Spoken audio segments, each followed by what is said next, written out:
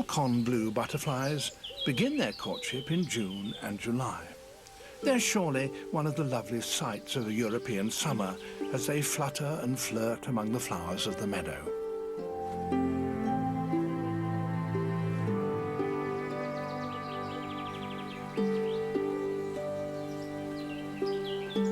Male and female meet and join.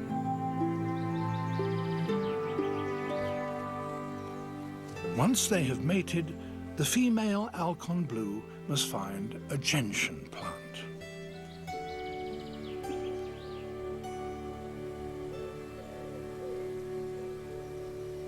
Here she lays her eggs.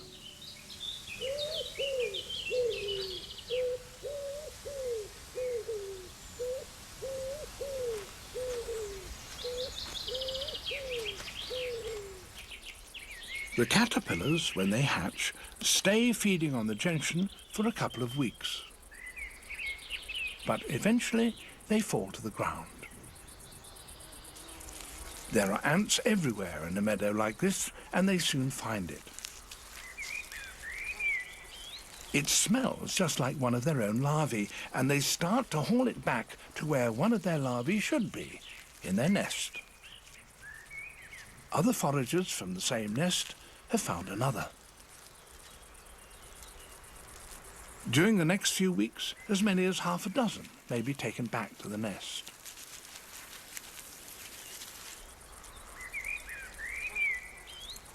Here, they're hauled down to the nursery chambers and put with the ants' other eggs and larvae.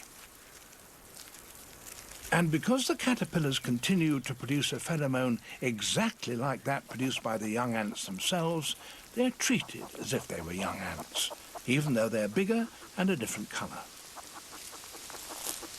The caterpillars even mimic the sound the ants make when they beg for food, so the workers dutifully feed and clean them.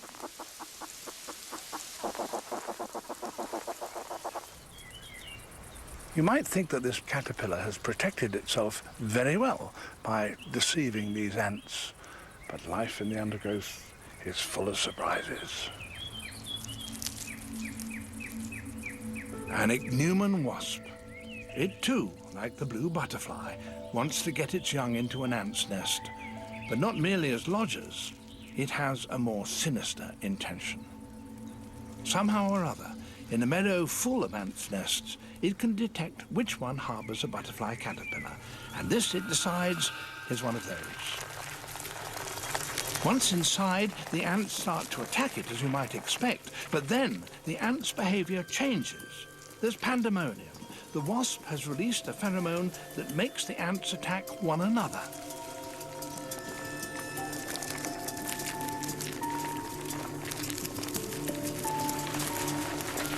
With the defenders fighting among themselves, the wasp is able to go deeper into the nest. It's reached the nursery, and here lie the caterpillars. Now they are defenseless.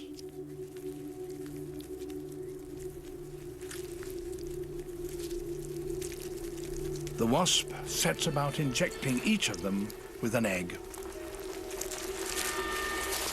A few ants do their best to prevent this, but there is no real opposition.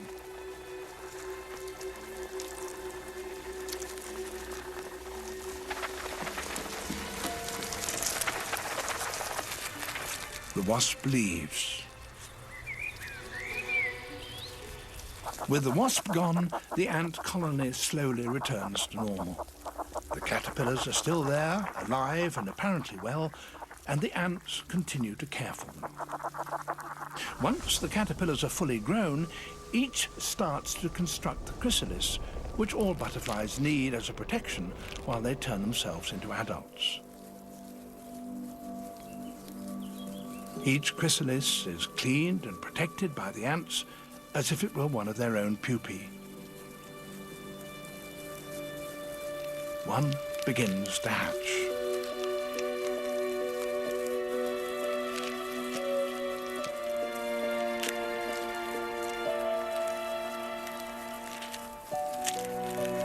Out of it comes, yes, a blue butterfly. It leaves its foster home. Out in the open, its limp wings can expand. And now it's ready to flutter and flirt just as its parents did. And the ants are still bewitched by the traces of pheromone clinging to the empty shell the butterfly leaves behind. But there are still others in the nest, as yet unhatched.